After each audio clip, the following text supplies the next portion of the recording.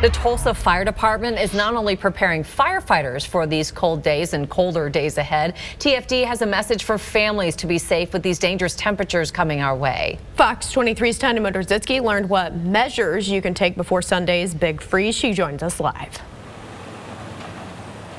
Shay and Sarah, as James just mentioned, we have some very frigid weather coming our way. So Tulsa Fire Department is urging families to heed to these warnings that they give because this weather can be deadly. For Tulsa firefighters, they don't get to have any snow days. They'll be out during the next several days when we see our first snowstorm of the year and dangerously cold temperatures. Andy Little with TFD says operations are normal. They just drive carefully on the slick roads and stay as warm as possible.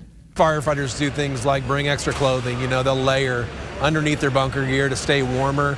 Of course, it's important that they stay hydrated. Even though first responders say don't be out in this weather unless you have to, but if you do have to drive, be prepared in case you get stuck. Making sure that you have your cell phone charged if you're going to be in the car driving. Let loved ones know if you're going to be traveling so that should you have car trouble, they'll know if you don't arrive where you're supposed to be. Again, if you're in a vehicle, you need to have appropriate clothing, some water in case you break down, just everything that you might need if you're stranded on the side of the roadway. As for your home, keep your cabinet doors a little bit open, cracked open, so that the warm air from your home can get in there and keep those pipes from freezing.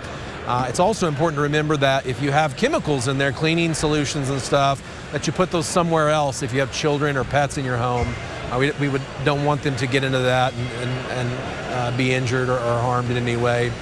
If you don't have proper heating in your home, we suggest that you find a friend or loved one or go to a heating station in the city where you can remain safe. Little says space heaters contribute to many fires when it's cold. We see space heaters, people plugging those into extension cords, people that utilize old space heaters that don't have the shutoff on them. Those can easily be knocked over by children or pets.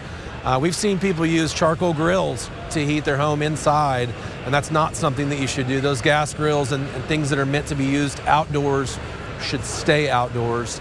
Unfortunately, we respond to a larger number of carbon monoxide calls. Some of those ways to heat your home can cause carbon monoxide, which you can't see or smell and is deadly. Get fireplaces and HVAC systems checked regularly, otherwise operating improperly can lead to carbon monoxide being produced.